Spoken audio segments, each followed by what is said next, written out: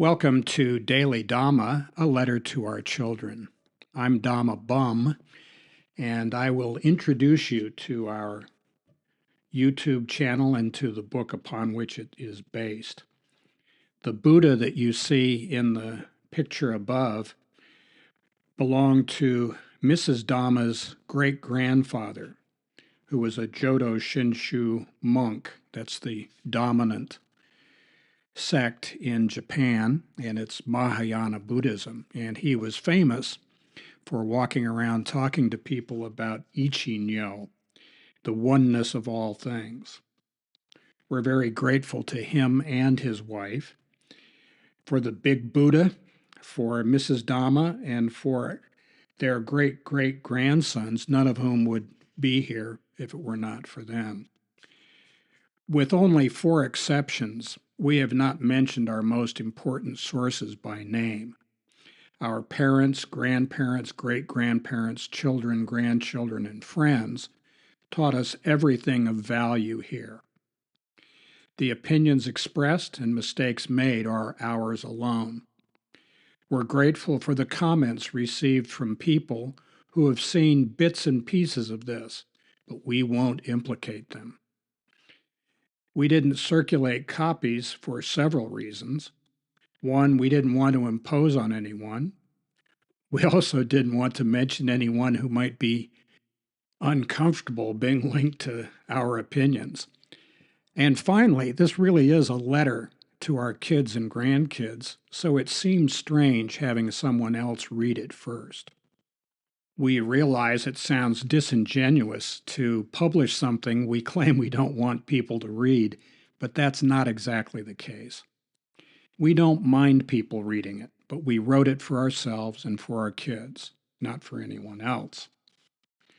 Starting a book with a reading on humility takes some chutzpah, but please hear us out. We're just a couple of geezers in rural Japan with no illusions about changing anyone's mind about anything. We wrote this for 2 reasons only. First, we want to pass something on to our children, grandchildren, and great-grandchildren who are spread out over 2 hemispheres.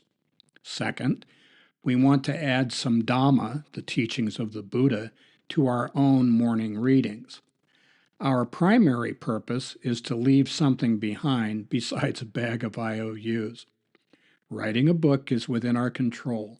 People reading it isn't. Small expectations, big serenity. If anyone, family or otherwise, finds these readings useful, fine.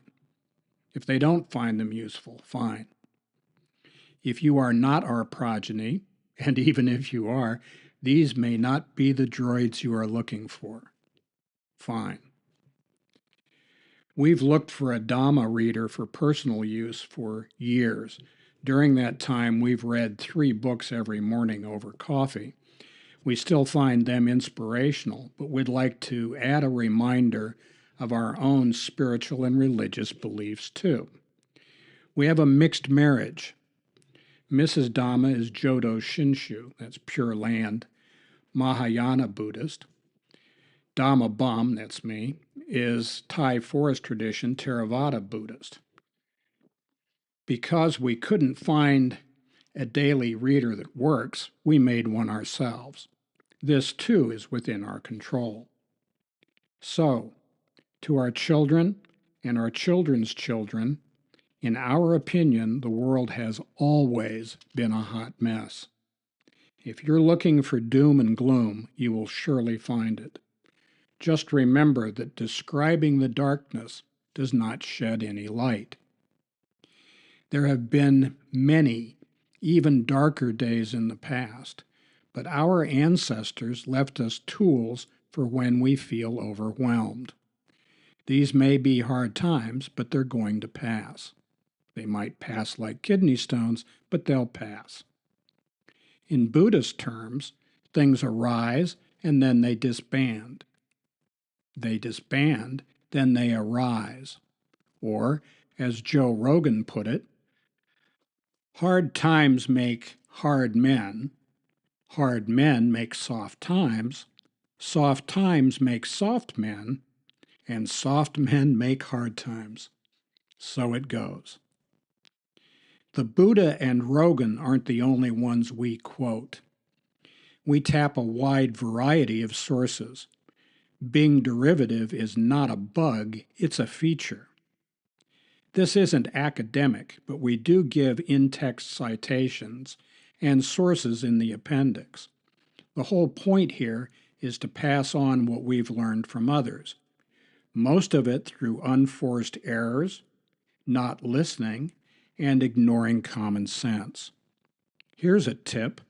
Try to learn from others' mistakes because there's not enough time to make them all on your own.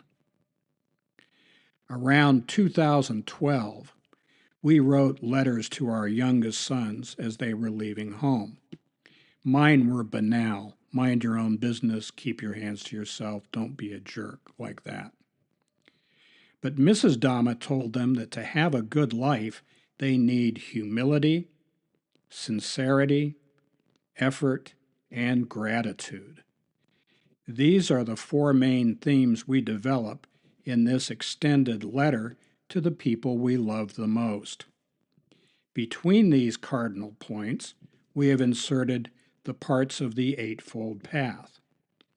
These are among the best ideas bequeathed to us all. What we've learned is that we are as happy as we want to be, our attitude is entirely up to us, and we are not the boss. Chances are the same goes for you. So, gang, may you live happy, joyous, and free. We hope this wee book might provide you an evening's entertainment, or a daily reminder, or maybe just a beer coaster, who knows. Humble as it is, this is what we've got. We love you and wish you much more love in your life, both given and received, as you move along your journey. Whatever you put into life, that's what you'll get back. All our love, Dhamma Bum and Mrs. Dhamma. And that was Christmas 2022. Postscript, Thanksgiving 2023. In the course of writing this, we've come to believe most of the trouble in the world results from trying to change others instead of changing ourselves. We understand it's thrilling to think we are part of some great movement that will save the world, but that same hubris has driven the most tragic events in history. When we're disturbed, there is something wrong with us, and that's where we should focus. The Buddha taught us to study our mind, tame our heart, and treat people in our lives kindly. Changing ourselves is work enough. Changing the world is a delusion. We are truly grateful to have had you in our lives and wish you much joy and happiness as you live out your own. Love always, Dhamma Bum and Mrs. Dhamma.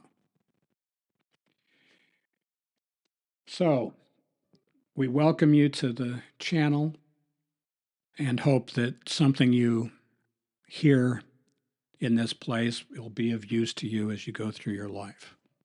Thank you.